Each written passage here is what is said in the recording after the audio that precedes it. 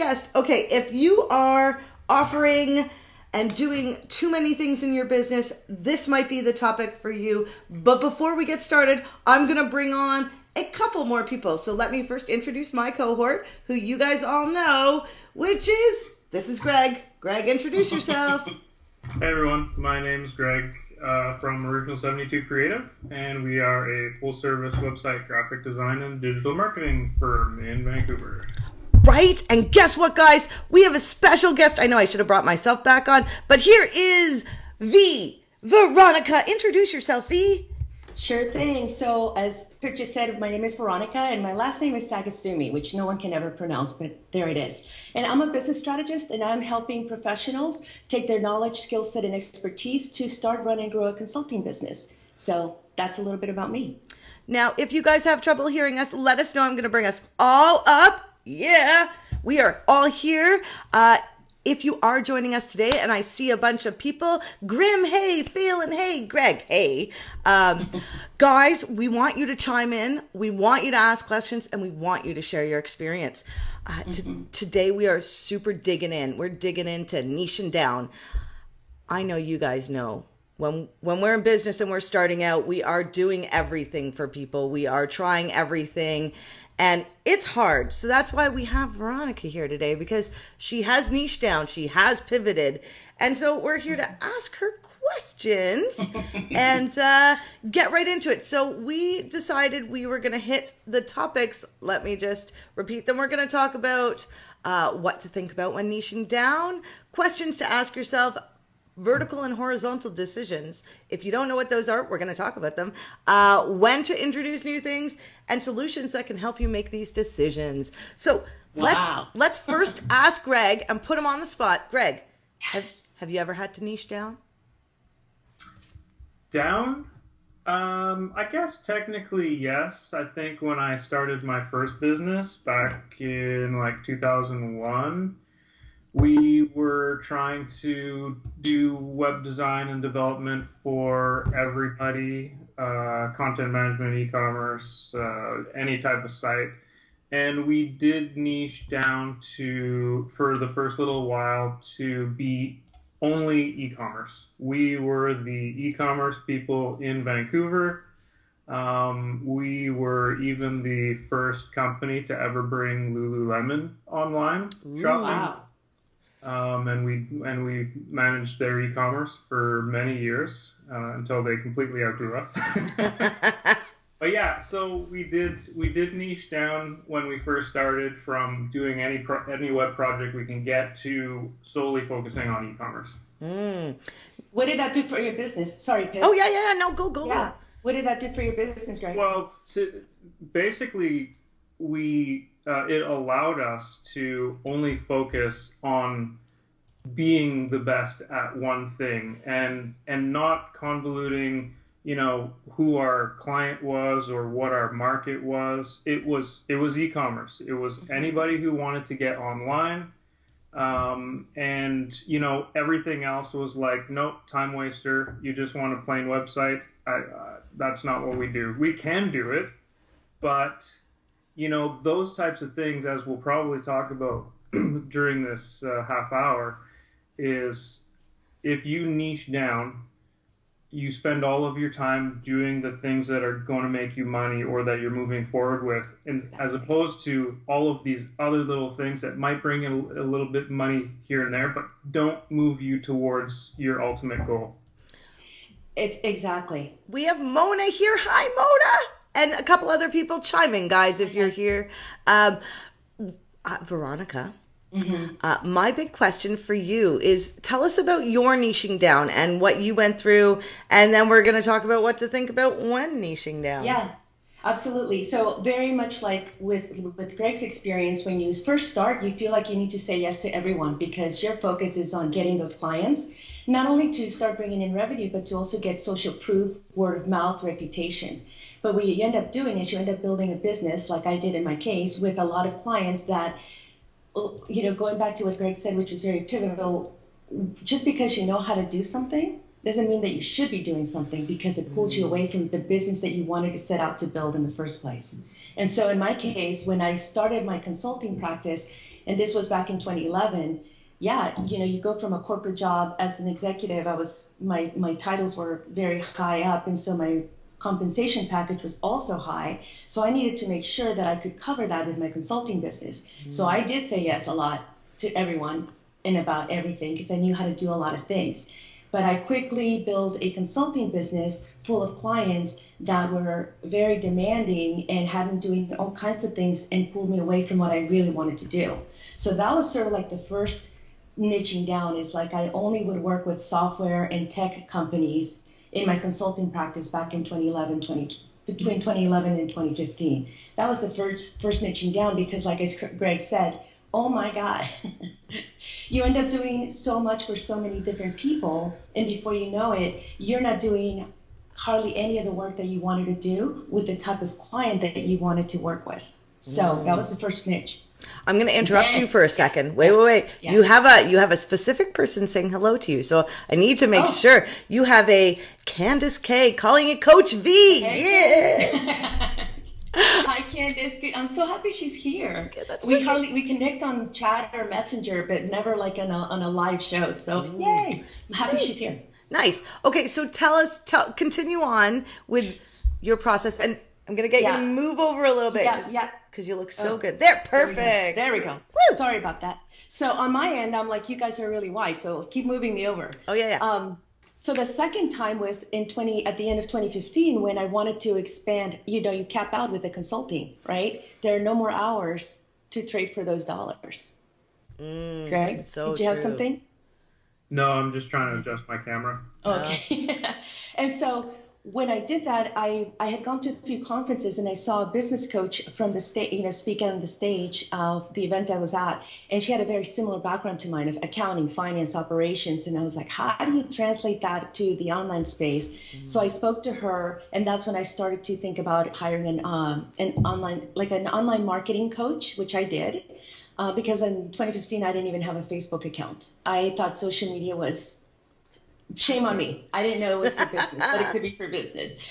So that was the other thing where I was like, okay, well, let me pivot a little bit because I don't want to be online working with corporate clients. Let me go work with entrepreneurs.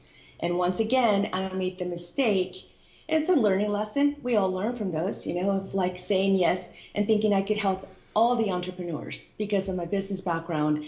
So, yeah, right. So you end up saying yes to a lot of most of us, when we get onto the online space, especially with business coaching or strategy, we take on one-on-one clients and then we sort of expand. And so that kind of leads into the whole, when you niche down, it's not just about niching down on a topic, but also the type of client or what stage that they are at. And so that was an important lesson. And I started to niche down even further, not about the topic or the industry, but the type of client, like where they were in their journey. They needed to be a little bit further ahead than just thinking about it in their full-time job.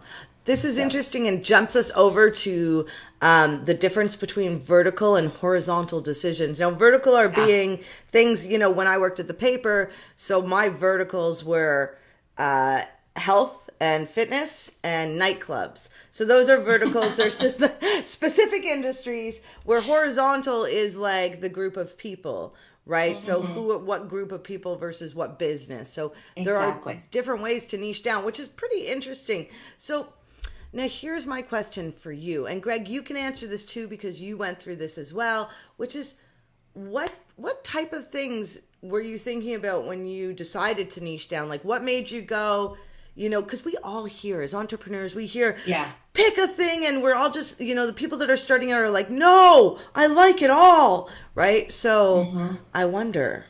Liking it all and focusing on something are two different things. Like, I love everything that I do now, but it's, 18 plus years later, and I've got a ton of experience, and I don't need to focus on one thing to be able to be the best at the one thing.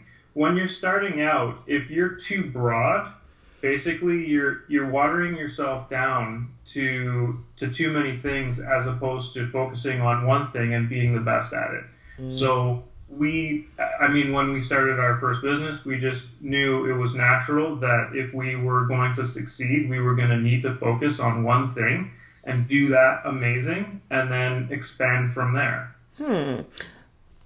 And Veronica, I agree. what kind of questions did you ask yourself? The questions I asked myself was, well, it wasn't so much a question, but it was more like having that self-awareness. Like, I'm not happy. I am not looking forward to working with certain people today.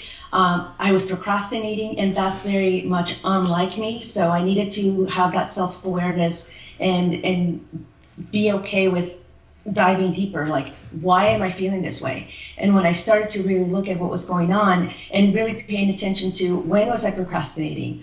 When was I feeling that knot in the pit of my stomach? Who was I going to be working with that was making me feel that way?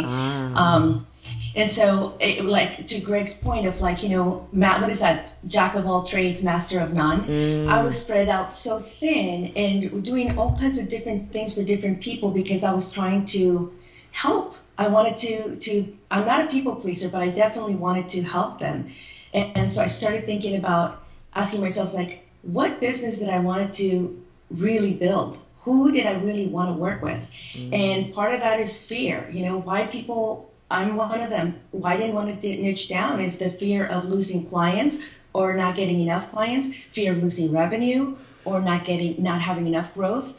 And also the forgetting that when you niche down, and that's just like narrow to laser focused, like if you can have this this visual that I like to kind of have as an example, you know, when you're pushing like a boulder up a hill, if you have 3 boulders and you're like, okay, well, I'm pushing this one a little bit, let me put a stake there, and then I'm going to go to this one and push it a little bit, and then I'm going to go to the third one and push it a little bit more. Well, you're not gaining momentum. You're not really going to push it. You're just little bit and a little bit and a little bit, doing a little bit of an advancement of each one, but not really gaining that momentum that you can have if you just focused all of your efforts on that one boulder. So do you think there's a good idea so for, you know, that phrase, you know, if you spend 100 hours on something or 1,000 hours, you become an expert. So if your time's divided, that 1,000 hours all over the place. So say if you took your first 1,000 hours, learned something and became the expert, then you could potentially, if you wanted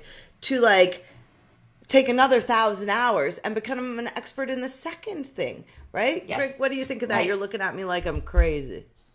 No, I'm just thinking of a story that I can't tell.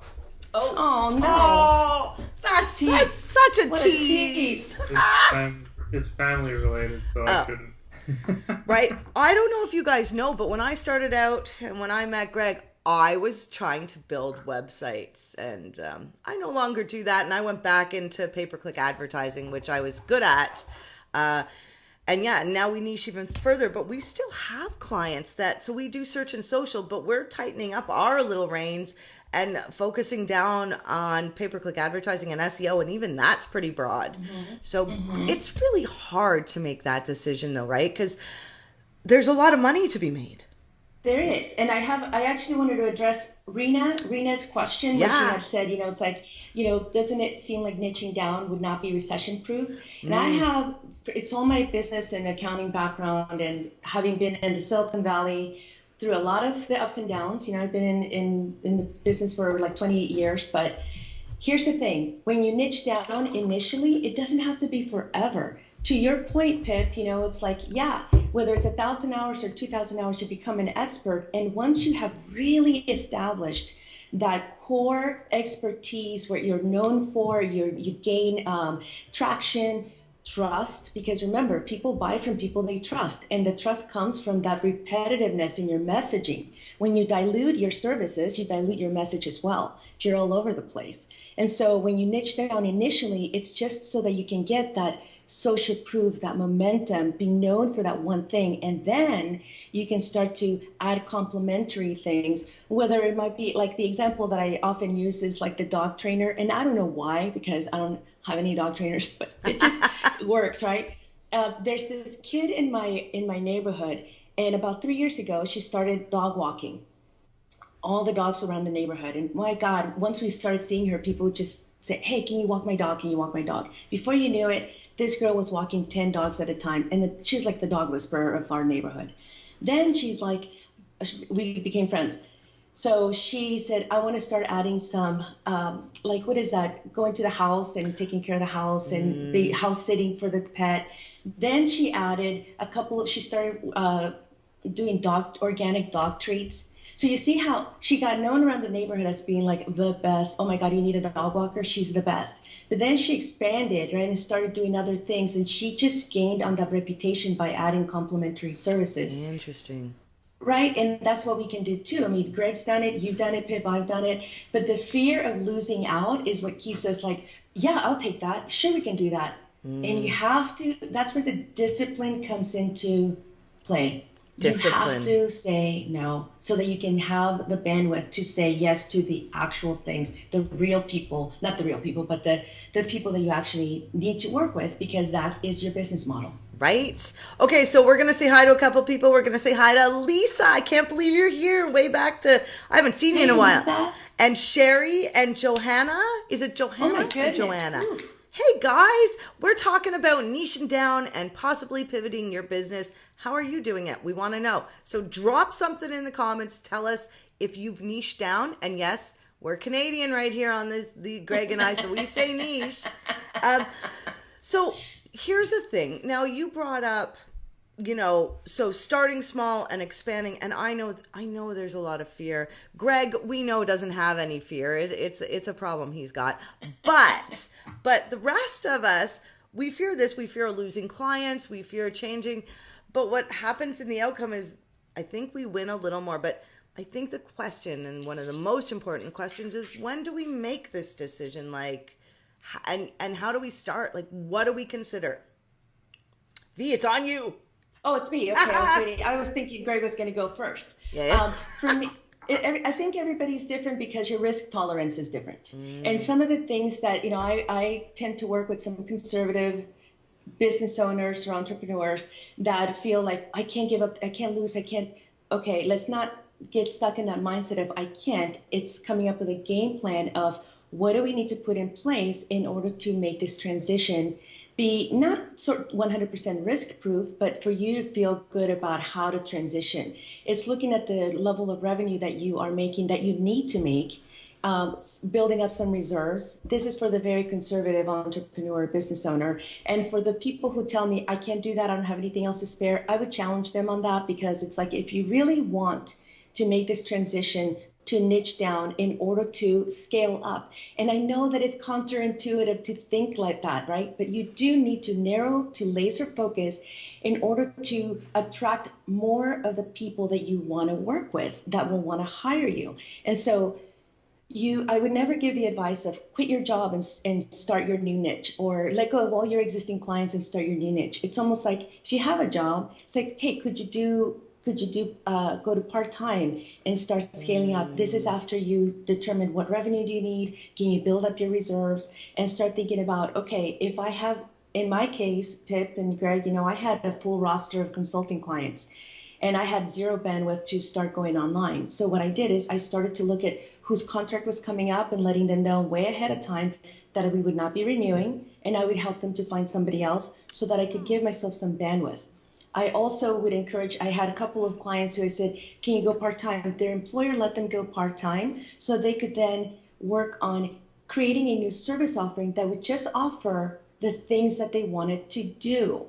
Don't go saying yes to everything. The problem is they were doing it in reverse. People would come to them and would say, hey, do you know how to do this? Can you do this for me? And of course they said yes, but that was outside of the service offering that they wanted to promote. So you see how very quickly they got misaligned with that. So in order for you to start making this transition to niche down, you really have to look at what are your finances, what can you do to put some reserves in place to help you with that risk factor, that fear that will keep you from being all things to all people and not making the progress that you need to make. And also then it goes into the content, the messaging. How are you showing up? What are you talking about? And a perfect example, there's this other creative group that I was a part of for a long time. That's part of my DIY background, but it's there was this one person who was like, oh, I just love all things. I'm multi-passionate. I'm multi this and multi that. if you went to her website, you went to her page or any kind of social media, she was talking about homeschooling. She was talking about growing your own vegetables and pickling them. And she was talking about, all these decorative things in her house. Well, no one knew her for anything because she was talking about all the things. Right? So all the things. All the things. And so that's a perfect example of a confused audience doesn't know what you sell, doesn't know what you stand for, doesn't know what you talk about. We see and this. So, we see this a lot with drop shippers. I don't know if you guys have ever been to a website where it's like, I sell paper mache dolls and socks, and you're like, and you don't want to shop there, right? No. We have two comments. So we have Mona saying she's worked at a company for 35 years and she likes building websites better. So Mona, are you going part-time then? Are you gonna do it? And Sherry's saying she shredded her business in January and it was a tough decision, but it was for the better. Hard to do, right? Did you stay part-time, Sherry? I want to know. Yeah, so I know. Greg has given some love to Mona. That's nice of you, Greg. Greg, do you meet clients that you have to kind of say, hey, go in one direction? Do you ever come across this?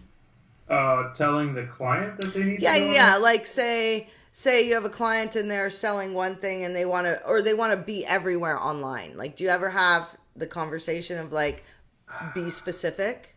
Well, I do web design and development and digital marketing. I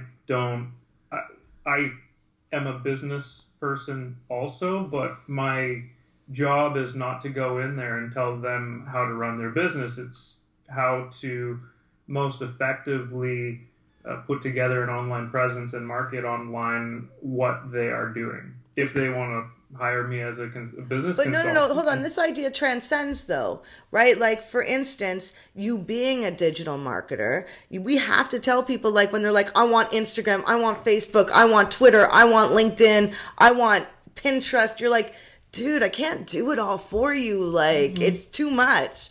Do you ever have those conversations? Well, that's niching down, what they have access to online or social media wise. But that, again, I thought the topic was more relating to niching your business services. Well, it does relate. Your offering. Well, it does relate because digital marketers, which we have a lot of people in here, and for me, like, if you sell social media, are you selling all the social medias? Or are you focused on one platform? Because it can get like that deep, right? You can be that specific in your niche, right? Yeah.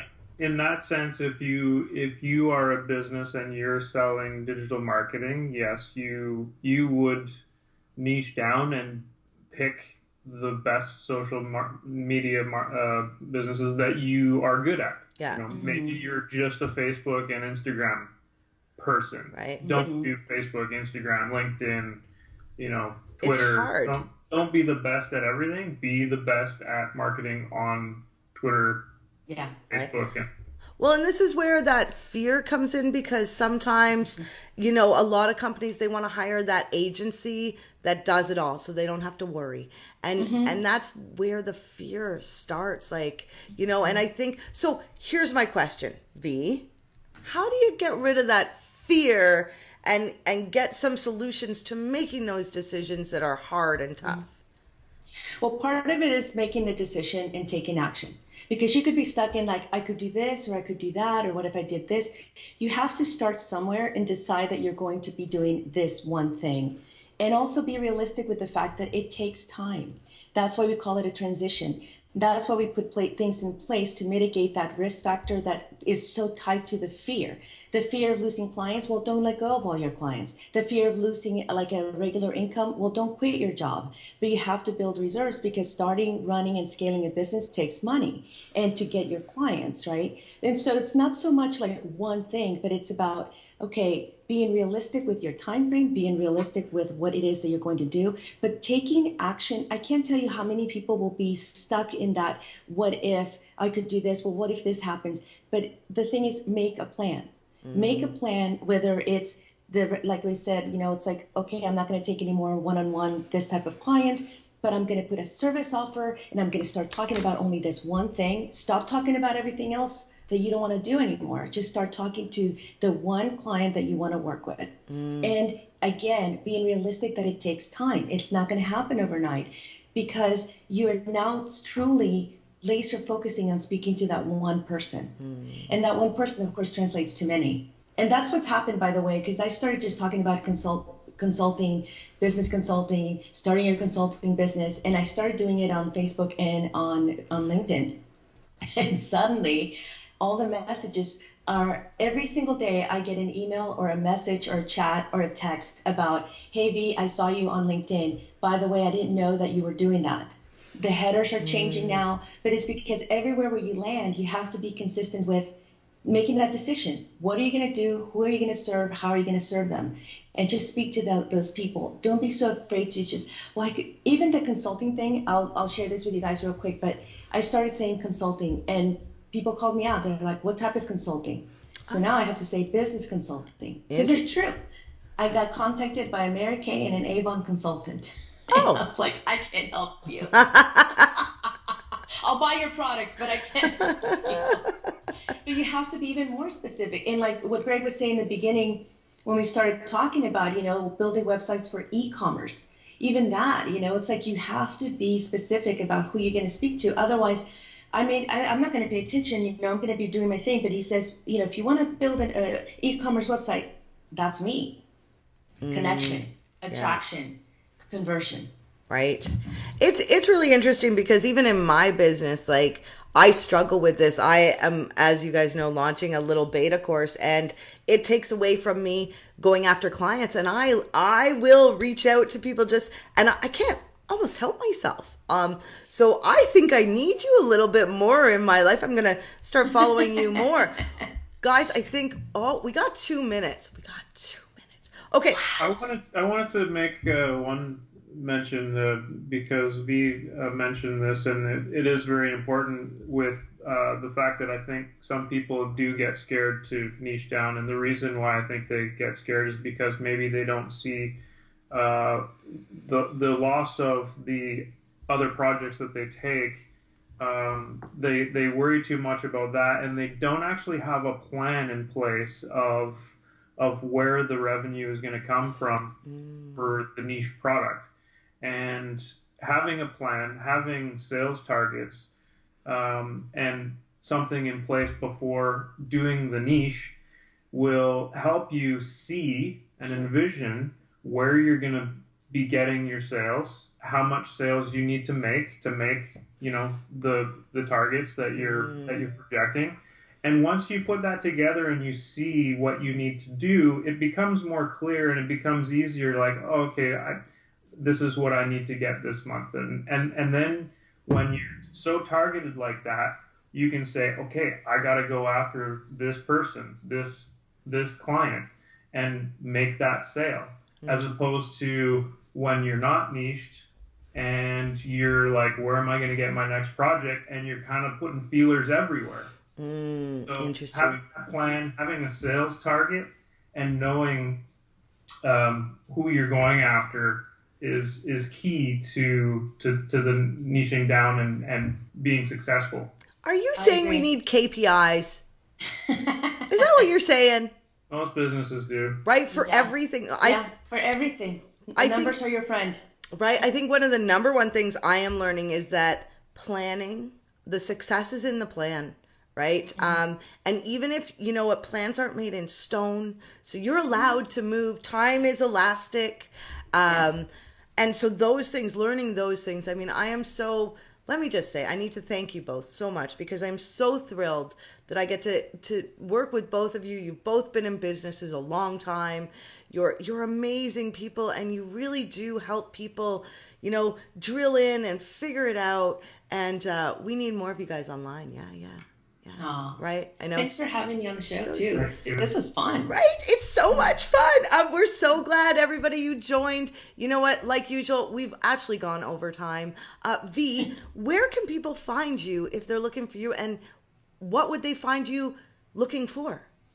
You know, I actually changed my Facebook business page name to Successful Consulting. So they can find me at my Facebook business page and I'll put it below as well. Awesome. But I like to share a lot of, I show up there a lot, more so than on my website. So I don't even put people to my website because I share so much different type of content on my Facebook business page. And it's a lot of different things about consulting, running and scaling your consulting business beyond that trading hours for dollars. So come on over if you want to, talk about that. You do go live, and I will say, if you guys don't know how to do it, I'm sure you all do, but you can actually hit the see first button when you follow a page. You get 30 people to see first, and you'll see Veronica is way busy on there. It's pretty cool. And Greg, where can people find you? And you know next week's topic, my friend? As soon as I look it up on the Facebook page. Every time. I'm a week to week kind of guy with that stuff. In the moment, people, I am such a planner. Next week's topic's kind of a unique one, and it's because I fell across this in my business. Yeah, it's and it was really hard topic. If you guys can think of a better name for the topic, please let me know, because it's called Advantages and Disadvantage of Using Your Clients to Work with You. So that means using their services and them using yours. Do you do it? Drop it in the comments. It's going to be a really lively discussion. And guys, I know you want V back here, so we're going to get her back here in a couple months because she's rock star. Thank you.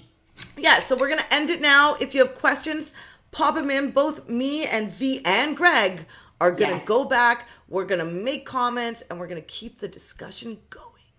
All right. Absolutely. But we're going to take everybody. Yeah, bye, guys. Say bye, Greg. Bye.